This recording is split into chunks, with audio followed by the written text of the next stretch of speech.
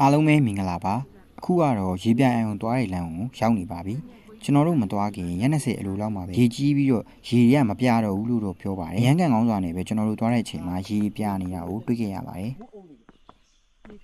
ဒီအောင်လေးဒီကောင်လေး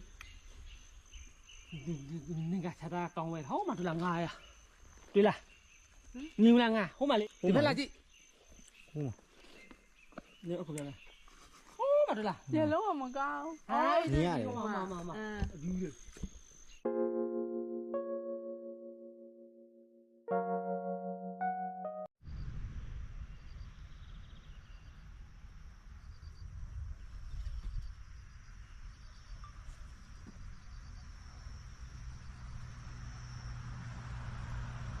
ကဲကျွန်တော်တို့ကတော့မြင်းမှုခုံရောက်လာပါပြီဒီနေရာလေးကတော်တော်လေးကို fine ပါတယ်ကျွန်တော်တို့သွားတဲ့ကာလမှာပန်းနေတိတ်မပွင့်သေးဘူးလို့ပြောပါတယ်ဒါပေမဲ့ဒီတိုင်းတော့မှတော်တော်လေးကိုလှနေပါပြီ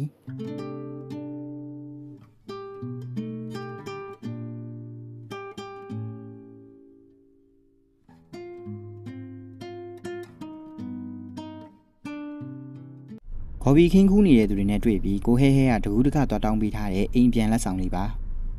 ဒီလိုနဲ့ကလုံးမြို့ထဲမှာထမင်းတွေပါစားပြီးတော့ကျွန်တော်တို့တဲမဲ့ village home ဆိုတဲ့နေရာလေးကိုတော့ရောက်ပါပြီအခုကာလမှာသွားမဲ့သူတွေအတွက်ဆောင်းအစ်စ်နဲ့ coffee ဆိုင်အစ်စ်လေးရာခမားတို့ကိုစောင့်ကြည့်နေမှာပါ